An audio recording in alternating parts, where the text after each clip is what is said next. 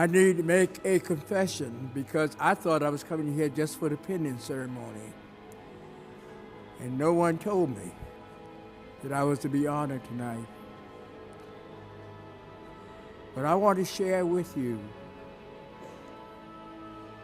that as a youngster growing up in segregated America,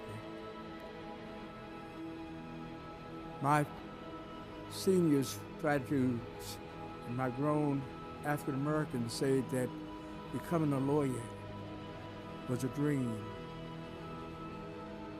I tried to become a lawyer. I would run elevators, drive taxicab, or maybe be a waiter. But there was no future for lawyers in America. You see, at 12 years of age, I became a youth minister, gave sermons in Baptist churches. They wanted me to go to Tuskegee to become an agricultural expert and then teach agricultural techniques, being there like a George Washington Carver, Booker T. Washington combined. But I said, I just don't want to just talk to people on Sundays about going to heaven. I wanted to implement the Lord's Prayer, that let there be here on earth as it is in heaven. And indeed, my agricultural instructor in my senior year in high school came to my parents' home from 6 p.m. to midnight, trying to persuade them, along with the principal of my high school, not to let me go to Howard University because I'd be wasting my time, but to send me to Tuskegee to become an agricultural expert. Get a job as a teacher in Negro schools and then go to Virginia Union, become a Baptist minister. But I said, and they say, well, it says he was a little kid, 5, 6 years of age, learned about reading Jack and Jill, and then started reading the Jet magazine, Afro-American. I talked about becoming a lawyer. And then my teacher, Eleanor Lewis, said, Arthur, you could be the first lawyer from Spotsylvania, Virginia. You have a great future. Don't mess it up. And she was my mentor, and not only a teacher, and I became her assistant teacher. When I got to the second grade, she had me teaching the first grade. When I got to the third grade, she had me teaching both the first and second grade. And then when I went to the second section of Summit Elementary School in Spotsylvania, Virginia, she transferred herself. And then she used me as assistant teacher, 4th and 5th and 6th grade. And then she called John J. Wright High School and said, you got a prodigy coming. Make him an assistant librarian of the school with Mrs. Sadie Combs. And then Mr. A.L. Scott, the principal, said, young man, come here, I want you to be my assistant. And by the time I finished my junior year in high school, I'd finished all my high school courses. And indeed, he functionally made me the assistant minister because I was too young to go off to college. And he had me going all over the state of Virginia, participating in debates, participating in programs, preparing me to go to Howard University to appreciate my dream of becoming a lawyer. I'm going to confess to you that when I went to Howard University, I graduated valedictorian from my high school class, but I had not even had geometry. And my English composition wasn't up to snuff.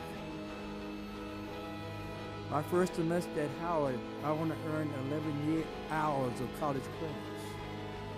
The other 6 would make up for my deficiencies in segregated schools.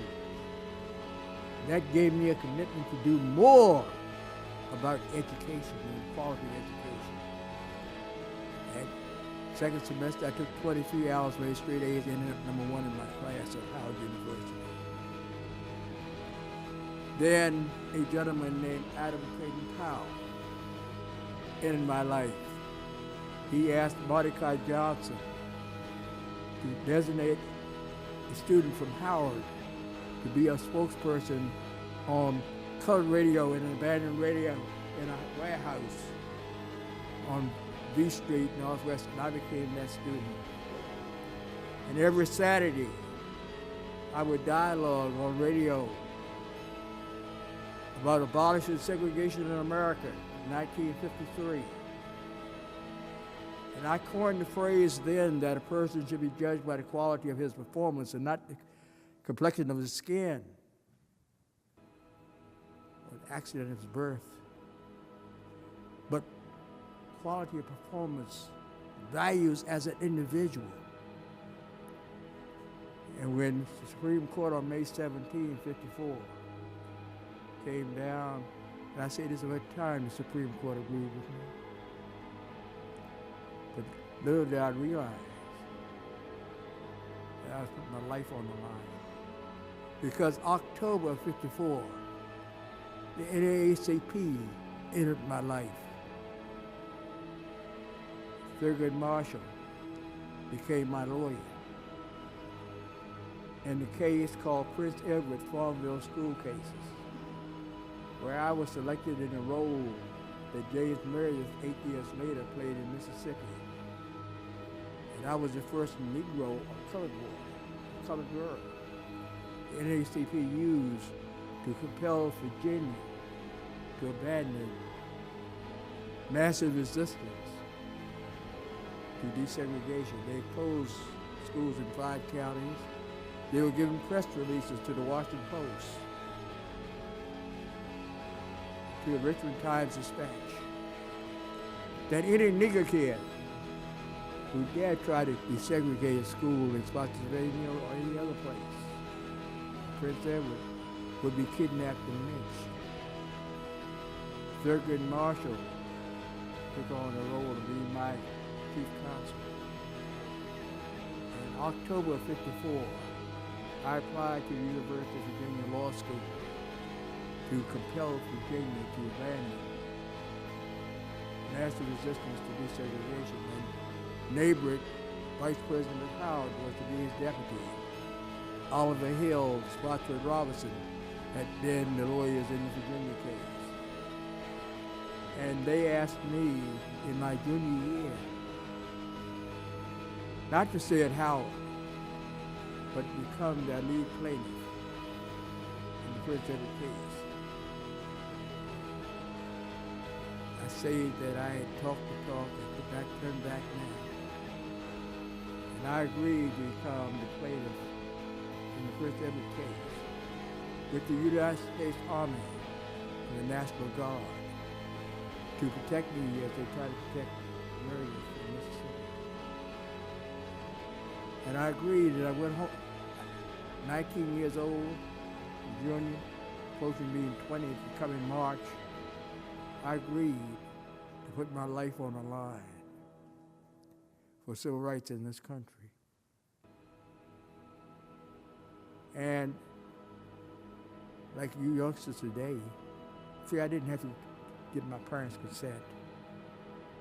I was a grown young man then. And I went home. When I went home in Thanksgiving break, and I told my parents I wasn't going to Howard Law School, they thought I'd given up my dream of becoming a lawyer. I said, no, it's not that. I've excelled at Howard University. I've become a leader. And I've been asked to become the main plaintiff in the Virginia case to compel it to abandon segregation, but Dad, you may lose your job. He only had a 6th grade education. He was a gopher for a manufacturing plant, the Sylvania manufacturing plant, paper in Ferrisburg, Virginia. He said, I'll run that risk. I can always drive taxi cab for your uncle, Robert Burnett. And I can caddy for those guys at the golf course where I can't play golf. And my mother, I told her, they may bring crosses on our yard. They may kidnap you and rape you and kill you. both of them say, son, you knew God gave you a gift. To have what I didn't realize at the time was a photographic memory. To read and snap like what I read, like a camera takes pictures. She said, we'll run your race. They were prepared to put their lives at risk. And I, so that you could be where you are today.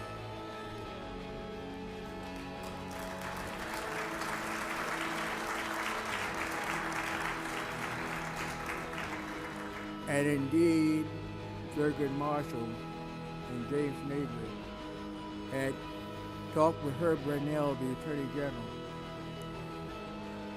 that the moment my case would go public, I would have 2 or 3 marshals assigned to me to live with me 24 hours a day, keep Claren from getting to me, keep me alive. And then April, so I'm told, this is hearsay, Thurgood, NAACP, they caucused about doing something about a fellow named Forbes. And his threat to close all the colored schools in Arkansas.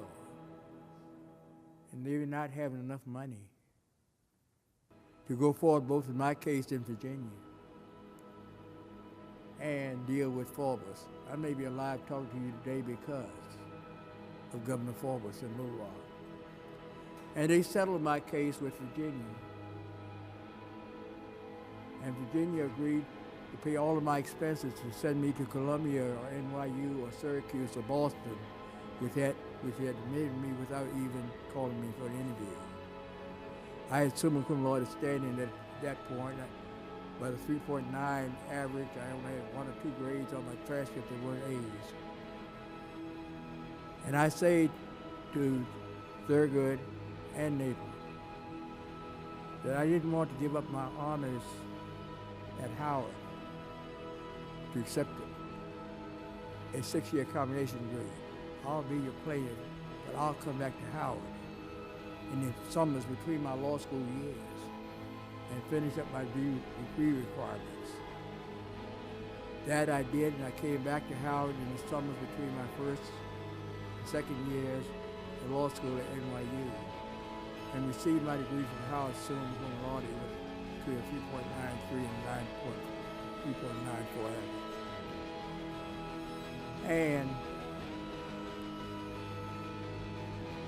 And in June, graduated number 24 out of a class of 267 students at NYU, where I was on law review.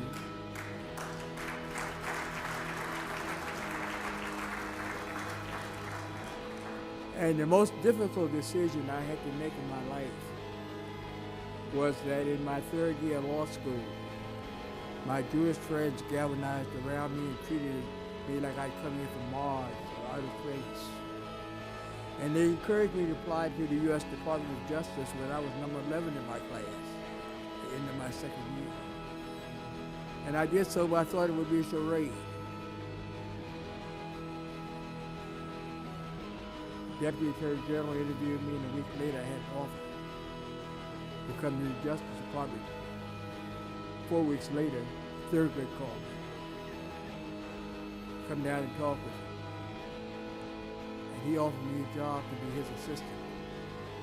And I had to tough choice of whether I would go to the Justice Department or go with him. Where I would have been a colleague of Robert Carter, conservation marketing. And I say to him after 2 hours of our discussions, I want to go within the Department of Justice and make sure that Lady of Justice was blind. You can find other lawyers to work with you, but I want to work within the Department of Justice to achieve what you and NAACP was set up to accomplish. That's the hardest decision I had to make in my life. But I came to the Justice Department under the honors program, got drafted in the Army and went on active duty in November of '58 because we were still subject to the draft. I was trying to get a jail commission in the Army, but the Army My local draft board in Spotsylvania, Virginia wouldn't hold up. I went in as a private E1. I came out during the duty of the full colonel in 2 years. Because the post commander and deputy post commander were killed in an airplane crash, and Colonel Warren became active post commander. And I was an enlisted man, E4 specialist, pending commission as a JAG officer in the Army. September of '59, another tough decision. I was granted a tough opportunity to accept my JAG commission, but I had to stay on active duty for 4 years. They did not allow you to stay on reserve, and I agonized over whether to do that or to turn that down and accept a commission as an AGC officer, as a backup Army personnel.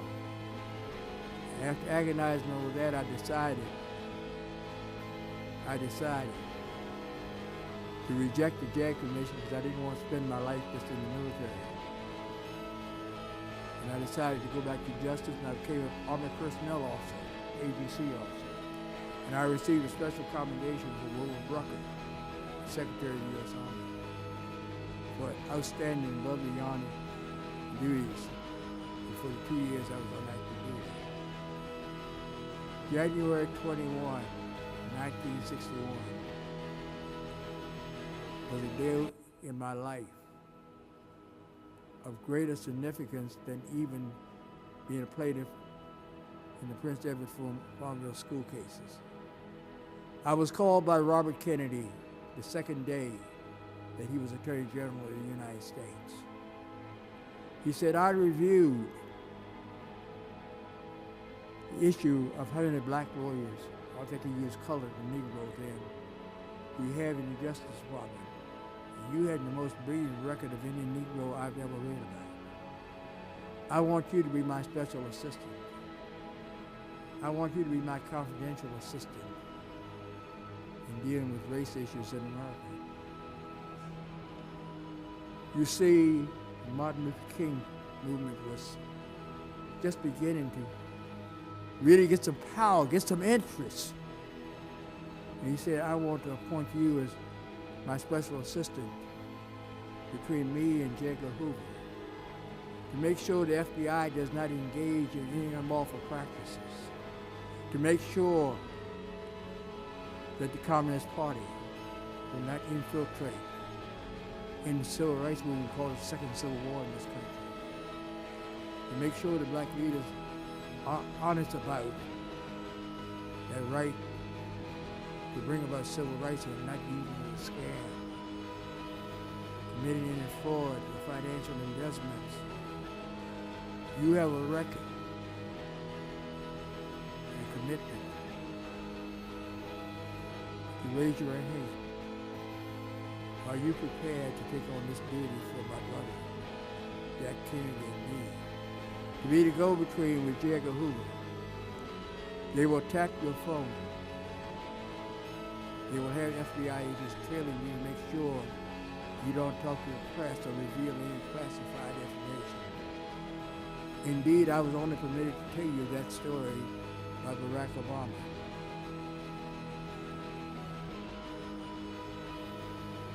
And I became the undercover inside government agent, functioning under the same standards as a CIA agent. I was a person that lived on the mall with Martin Luther King in August '63 to make sure neither the police or any radical group would direct phone pipeline to Bobby Kennedy and Jack Kennedy to send out the National Guard and the Army. Everybody thought I was a college tag-along. I was a 28-year-old young person that looked like I was about 18 or 20. My wife was in the hospital having my second son. I was on the mall with Martin Luther King. And you can read the Washington Post and the newspapers of the day. There was no riot. No, I was the person that eyes for the Kennedys that week. And other than going home and sleeping about 5 hours a night, I was on the mall the other 18 or 19 hours that whole 7 days. And they went off peacefully. And then the second major incident, Selma, John Lewis being beaten and blood gashing out of his ears. And I was with Bobby Kennedy almost as close as I am to this lectern, and he turned to me and said, "Arthur, what do you think we need to do?" And I said, "Mr. Attorney General, I can't be an Uncle Tom. I can't be a radical either. But the pictures of Bull Connor, dogs jumping on 65-pound girls where the dogs weighed more than they did. I know your brother is concerned about getting a second term. But in the eyes of the world, we are becoming a barbaric nation.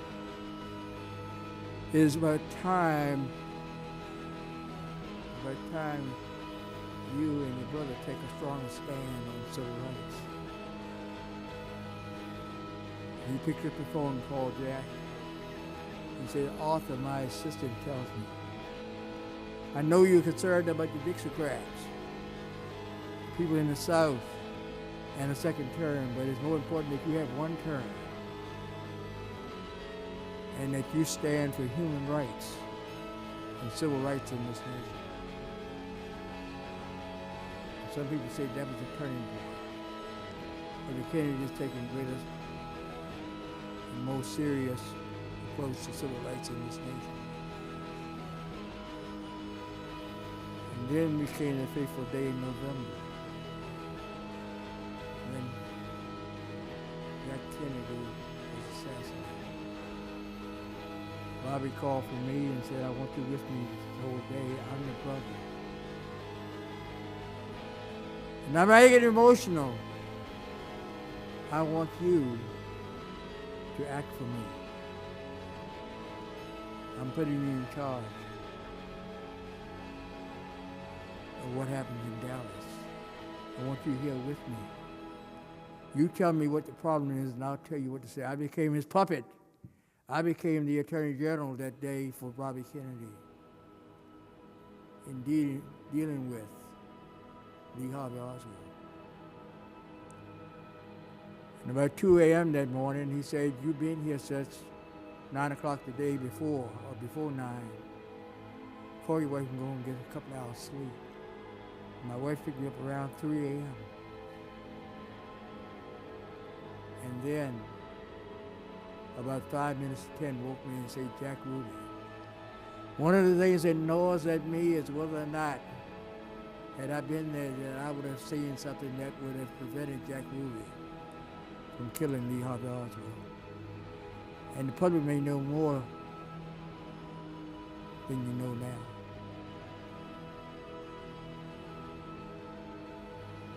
I tell you that just to give you a part of my immersion in the civil rights movement of this country, and my role with Thurgood Marshall and with the NAACP, and indeed the movie producers of the story on Marshall, and the movie producers of Hidden Figures, both have talked about doing a movie in my life. But right now I'm pretty satisfied being not on where Trump gets to know who I am or what I've done. And what I wanted to say to you is that I think I participated in at least 9 or 10 or more of Evelyn Mitchell's functions, and one reason I do it is because I want to inspire and motivate you and youngsters like you, not only in the law, but in every professional field in the country, about what tragedy this country has suffered by slavery, by prejudice on the human talent of black persons from the American Revolution that was lost. Frederick Douglass Booker T. Washington, George Washington Carver, all of those individuals are brilliant, as Mahatma Gandhi or Nelson Mandela, who I got to know. If we in this country spend our money the way Negroes or slaves were treated over the last 200 or 300, we would decay within Rome, and we're going that direction right now with the Trump. We are in the greatest crisis in this country. And indeed, because of my personal history that I've just related to you, I've gotten to know a gentleman called Michael Carey, the head of the Episcopal Church of the United States. And I've been appointed over an organization that we refer to in secular language as a commission for procedural justice in America, to come up with amendments to the United States Constitution to achieve the dream of Thurgood Marshall and Martin Luther King combined, to make sure that people are judged based on their human characteristics and the quality of their lives and their values, and not based on the color of their skin, or based on their religion, or based on their sexual orientation, or based on their gender. And this commission is hoping by 2020, we'll be in a position to submit to a president. And I'm working with several members of Congress already on amendments to the Constitution to eliminate even voluntary servitude and slavery in prison and turn them into community colleges.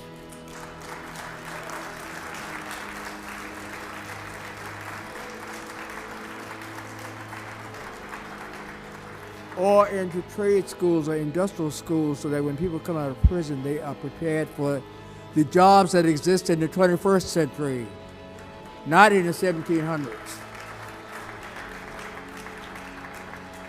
not in the 1800s, or even in manufacturing cars. But we have some brilliant blacks who are intellects. Our nation's capital was laid out by a black man. First heart surgeon, a black man, Charles R. Drew. And then I'm going to shock all of you. And a young man by the name of Arthur L. Burnett II, my oldest son, who happens to be the inventor of Viagra. And he holds a patent for colon cancer surgery, where he can remove part of the colon and make a person live for 20 years longer who had a infected bladder named Mother Martin, who was destined to die within 3 to 6 months when he did surgery on her in 1997. She did not die until February 2017. And just this past March, he was the lead surgeon who performed the penile transplant on the Afghanistan veteran who lost both of his legs and the bottom part of his abdomen in this penile area. And he was the doctor that took 14 hours of transferring from a cadaver to this Afghanistan person to make this person a man again. And I'm here today because I have 5 children. The 5 of them have 13 degrees, all of them with honors. And my commitment to the good Lord is if I did this for my children, I can do it for all children in America. And I'm one of the founders of the National African American Drug Policy Coalition. Clyde Bailey, a patent lawyer, was the incoming president of the National Bar Association, and in 2004 became president, and I was his judicial chief of staff. And we created the National African American Drug Policy Coalition to be patterned after the United Nations, to in fact create an organization that would be a coalition of all of the black organizations.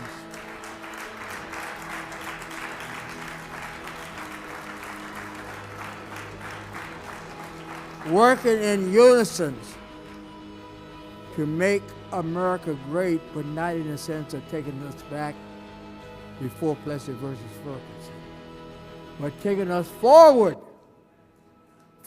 to a point where each individual is based and valued on his or her total abilities, performance, and character. You see, like Martin had a dream, I have a vision. I have a vision where this country become totally equalitarian and we get rid of the racial profiling. We get rid of stop and frisk. We get rid of Citizens United. And indeed, I'm the advisor to all the black members of Congress. At Howard University, I'm regarded as being the successor to Thurgood Marshall and Charles Hamilton Houston. And the dean of the law school has given me the powers to be like a managing partner of a law firm where every law professor at the law school, on my request, can write a brief for the United States Supreme Court. Or they can prepare written testimony for me to give testimony before Congress, or fly all over this nation, testifying before state legislative bodies, or communicating to governors of states whether they should sign or veto certain and whether it presents constitutional issues. My wife accuses me of sleeping in hotel rooms more than I sleep at home. Right? And she say, Arthur, you are approaching 84 years of age. When are you going to slow down? I say, as long as God gives me the energy, I'm going to die with my boots on. I'm here to die with my boots on, to see you follow in my footsteps. I was thinking I want to emphasize three things. One,